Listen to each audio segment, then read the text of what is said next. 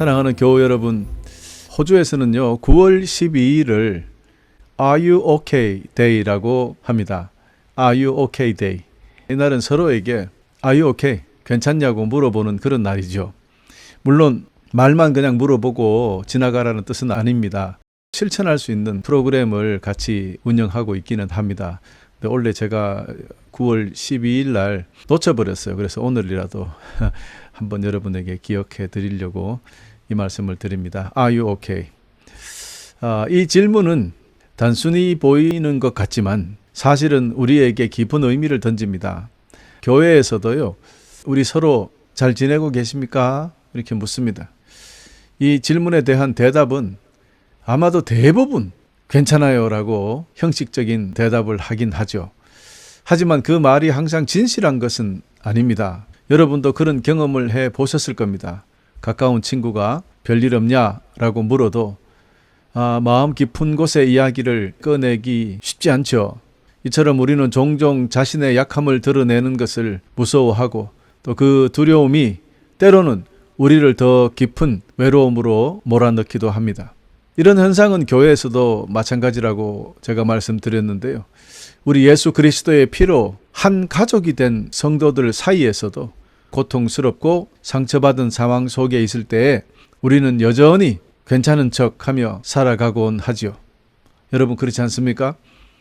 특히 믿음이 좋다고 여기는 분이나 교회의 리더들에게 자신의 어려움을 털어놓았다가 그 말이 오히려 소문이 되어 되돌아와서 그만 부끄러워진 경험이 한 번이라도 있다면 더욱 입을 열지 않게 되는 것이죠. 이처럼 우리는 교회에서도 종종 가면을 쓰고 있는 것이 현실입니다.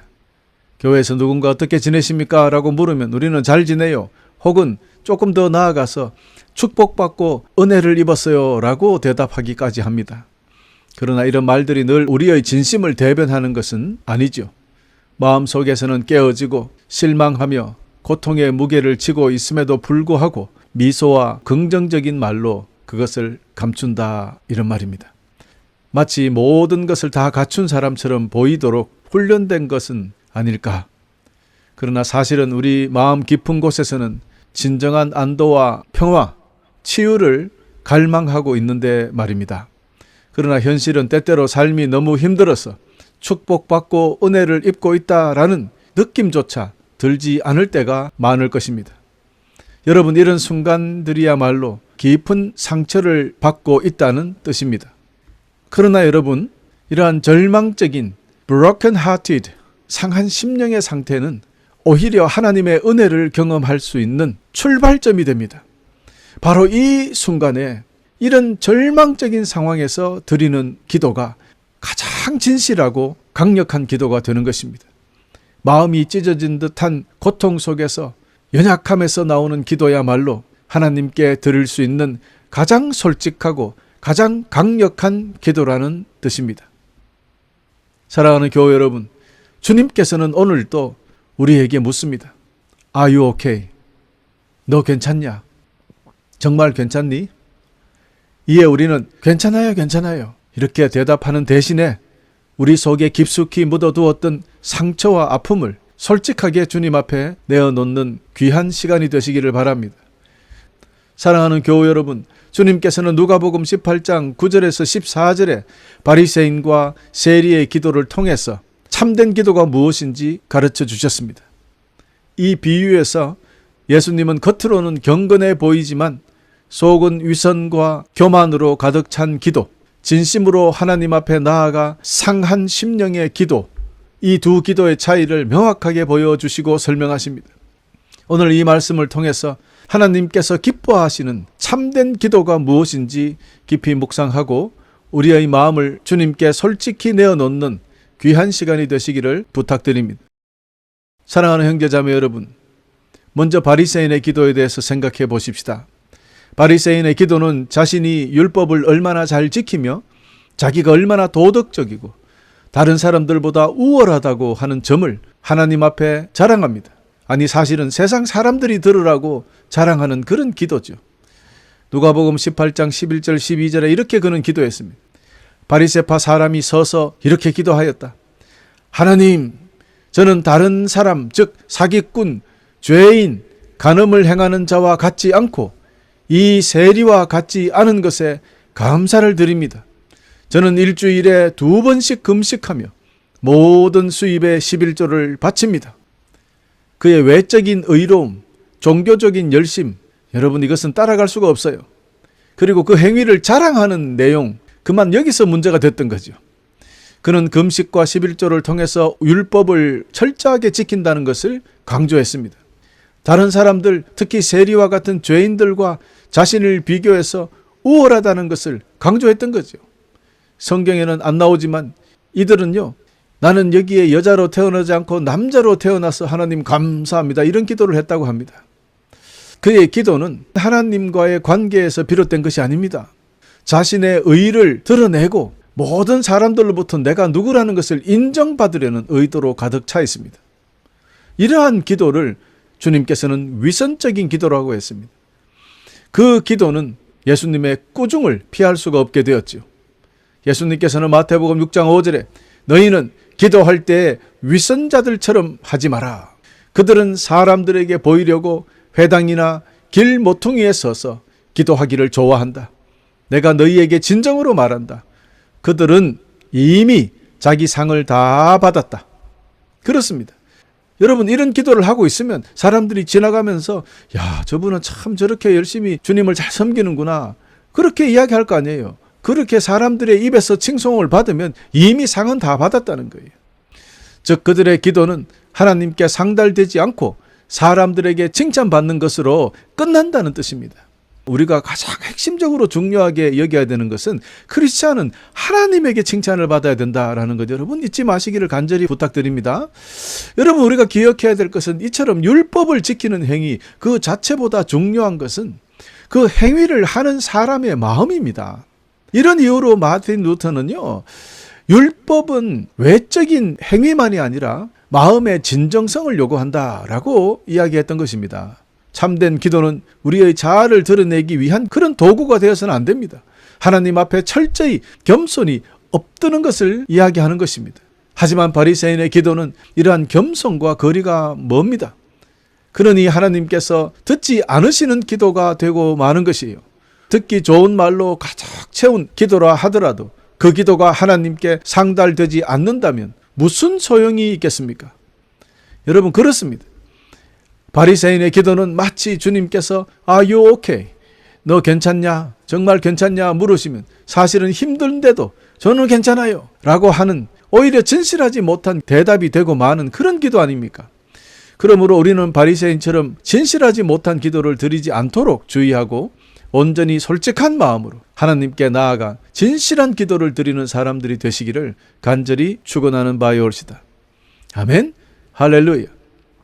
이제 우리가 살펴볼 세리의 기도, 곧 상한 심령과 겸손의 기도입니다.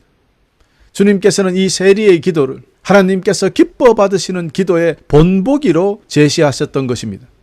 이 세리의 기도는 진정한 회개의 모범이자 하나님께서 기뻐하시는 기도의 본질을 보여줍니다. 세리가 드린 기도는 간결했습니다. 그러나 그 안에는 깊은 영적인 진리가 담겨 있습니다. 그는 멀리 서서 감히 하늘을 쳐다보지도 못한 채 가슴을 치며 외쳤습니다. 하나님, 이 죄인을 불쌍히 여겨 주십시오.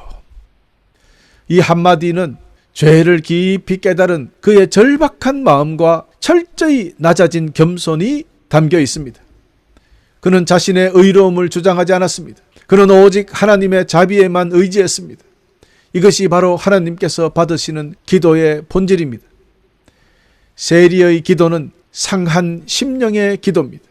즉 죄로 인해 마음이 찢겨지고 부서진 상태, broken hearted prayer. 이 찢겨진 마음으로 드리는, 상한 심령으로 드리는 기도. 성경은 이렇게 상한 심령을 가진 자들에게 하나님께서 가까이 하신다고 약속하셨습니다. 이렇듯 상한 심령으로 드리는 기도는 하나님께서 받으십니다. 그분의 자비와 은혜가 임하는 그런 통로가 되는 것입니다. 상한 심령으로 드리는 기도는 아름다운 말로 꾸며진 기도가 아닙니다. 오히려 그것은 고통 속에 처절하게 부르짖는 기도, 더 이상 다른 길이 없다는 절망 가운데에서 드리는 기도. 이런 기도는 때로는 말로 다 표현할 수 없어서 그저 엎드려 눈물로 대신하는 기도입니다. 그 기도는 하나님 앞에서는 우리의 연약함과 죄를 드러내는 진실한 고백이 되는 것이죠. 하나님은 바로 이런 기도를 받으시고 우리의 상한 심령, 우리의 환난과 고난을 치유하시고 회복의 은혜를 부어주시는 것입니다. 시편 51편 17절은 하나님께서 바라시는 제사는 상한 마음이라. 오 하나님, 상한 심령을 주는 경멸하지 않으실 것입니다 라고 선포합니다. 여러분, 이 말씀처럼 하나님께서 진정으로 받으시는 것은 우리의 완벽한 모습이 아닙니다. 우리가 완벽하게 거룩해져야 주님께 나아가서 제사 지내는 것이 아니에요. 찢겨지고 상한 마음, 오갈 데 없는 우리의 그 상황들, 정말 낮아져서 아무것도 할 수 없는 그 상황들, 그런 마음으로 하나님께 나아갈 때 하나님은 그 기도를 결코 외면하지 아니하시며 우리를 고치시고 치유하시고 해결해 주신다는 것입니다. 이처럼 상한 심령의 기도는 절박한 상황 속에서 드리는 기도일 뿐만이 아니라 우리의 모든 외적인 가식을 벗어 던지고 진실한 마음, 진정한 마음 상태로 하나님께 나아가는 기도라는 것 꼭 기억하시기를 바랍니다. 상한 심령의 기도는 단순한 고통스러운 상황을 그저 울부짖는 호소, 그런 것이 아닙니다. 하나님을 향한 신뢰와 믿음의 고백이 되기도 하는 것입니다. 왜 그렇습니까? 그저 내 상황이 힘들고 해서 엉엉 울면서 앉아서 아이고 주여 한다고 그게 기도가 아니라 신세 한탄이 아니에요. 주님 앞에 하나님께서 이런 상황, 힘든 상황을 해결하여 주실 줄 믿습니다라는 강한 믿음을 가지고 주님 앞에 우는 거예요. 우리가 주님 앞에 울어도 그 울음의 깊이가 다르다는 것, 여러분 기억하셔야 됩니다. 복음서에는 그 상한 마음의 기도를 드린 그런 이야기들이 종종 있습니다. 오늘 그 중에서 마가복음 5장에 등장하는 12년 동안 혈류병으로 고생했던 그 여인의 이야기 여러분 잘 아실 것입니다. 그녀는 그 누구보다도 상한 심령을 가지고 주님을 찾았던 여인입니다. 여러분 12년 동안 아파서, 그것도 피를 흘리는 병이니 율법에 의하면 피를 흘리는 여인을 만질 수가 없어요. 부정한 여인이에요. 그래서 종교적으로 이스라엘 율법적으로 사회생활을 할 수가 없는 거죠. 그러니 긴 세월 동안 사회생활도 할 수 없고 몸은 또 아파 병들고 얼마나 외롭고 처절했을까요? 여러분, 이 여인보다 더 상한 마음이 어디에 있겠습니까? 쉽게 털어놓고 말도 할 수 없는 병인데. 그렇습니다. 그 절망 가운데 여인은 예수 그리스도의 소식을 듣고 주님을 찾아갑니다. 많은 사람들이 애워싸고 주님을 밀고 당기고 그 군중들을 뚫고 그 12년 아픈 여인이 힘이 어디에 있었겠습니까? 그러나 그 여인은 군중들을 뚫고 주님께 다가가서 주님의 옷자락을 만집니다. 여러분, 절망 가운데 그 여인은 예수 그리스도의 옷자락을 만지는 믿음 하나로 치유를 받았습니다. 예수님께서는 그녀의 상한 심령과 강력한 믿음을 보시고 완전한 치유를 허락하셨던 것입니다. 할렐루야. 여러분, 이처럼 상한 심령으로 드리는 기도, 하나님께 상달되며 그분의 치유와 회복의 능력을 경험하게 됩니다. 그 상처 속에서 새로운 생명이 피어나는 것입니다. 주님은 우리의 상처와 고난 속에서 회복과 구원의 역사를 이루시는 분이시기 때문입니다. 할렐루야. 그래서 종교개혁자 존 켈빈은 상한 심령의 기도는 진정한 신앙의 표시이며 하나님께서는 이러한 기도를 통해 은혜를 부어주신다고 말했던 것입니다. 여러분, 상한 심령의 기도는 그저 우리의 고통을 호소하는 것이 아니라고 했습니다. 하나님께서 우리를 치유하신다는, 회복하여 주실 거라는 강력한 믿음을 가진 믿음의 표현이다 라고 말씀드렸습니다. 여러분, 이것을 잊으면 안 돼요. 이를 통해서 우리는 하나님의 손길을 경험하고 영혼 깊은 곳에서부터 회복을 경험하게 된다는 것을 기억하십시오.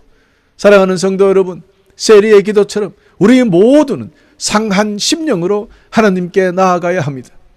우리의 모든 외적 포장과 가식을 던져버리고 진정한 마음 상태를 하나님께 내어드려야 합니다. 상한 심령의 기도는 우리를 하나님 앞에 겸손하게 나아가게 하며 그분의 은혜와 회복을 경험하는 통로가 될 것입니다. 하나님은 우리의 상처를 고치시고 상한 마음을 새롭게 하시는 분이시기 때문입니다. 이처럼 상한 심령의 기도는 하나님과의 깊은 교제의 시작이, 이 기도를 통해서 우리는 진정한 회복과 치유를 경험할 수 있게 된다는 것을 영원히 기억하시기를 간절히 축원합니다. 교회 여러분, 그러므로 예수님은 자신을 드러내기 위한 자기 자랑에 불과한 그런 기도, 바리새인의 기도가 아닌 겸손하고 깨어진 마음, 상한 심령으로 회개하는 세리의 기도, 이런 기도가 하나님께 상달된다고 강조하며 말씀하셨던 것입니다. 여러분, 마지막으로 제가 중학교 때 무렵이 그때 경험한 한 할머니 권사님의 기도를 말씀드리고자 합니다. 그 할머니는 너무 어려운 환경에서 자라고 시골에, 너무 산골 시골에 자라서 글을 많이 배우지 못해서 한글조차 잘 읽지 못하셨어요. 그러나 항상 그 할머니 권사님은 성경책을 꼭 들고 다니시는데 언젠가는 내가 이 하나님 말씀을 읽고 싶다라고 늘 말씀하셨어요. 그런데 어느 날 기적같이 성경을 읽게 되었어요. 그래서 얼마나 기뻐하셨는지 그 모습도 제가 기억이 납니다. 하여간 이 할머니 권사님이 어느 주일 저녁 예배에 기도를 드렸습니다. 그 기도에 우리 모두의 마음이 무너졌습니다. 그 안동 시골 사투리로요, 아버지요, 이 죄 많은 딸년이 여기 왔니더. 아버지요, 죄 많은 딸년이 여기 왔니더. 이 한마디 속에는 그 오랜 세월 동안 할머니 권사님에게 삶의 무게, 고통, 고난, 남편도 일찍 보낸 그 통한의 세월의 그 무게가 그대로 느껴지는 기도였어요. 긴 기도가 아니었다니까요. 아버지요, 죄 많은 딸년이 여기 왔니더. 이 한마디에 온 교회가 눈물바다가 되었어요. 그리고는 할머니 어깨가 들썩들썩거립니다. 우리 다 따라 울은 거죠. 그리고는 각자 회개의 기도, 각자 눈물의 기도를 드렸던 그런 그 예배, 그 기도가 기억이 납니다. 여러분, 바로 이것이 상한 심령으로 드리는 기도의 힘입니다. 상한 심령의 기도는 화려한 말이 아니에요. 아름다운 문장을 조합해 놓은 그런 기도가 아닙니다.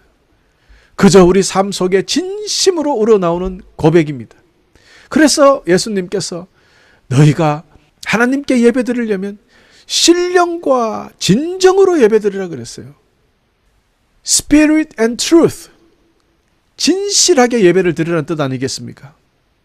바로 이 할머니의 기도처럼 말입니다. 저는 그 할머니 권사님의 기도만큼 대단하고 멋진 기도를 그 후에도 지금까지 한 번도 들어본 적이 없습니다.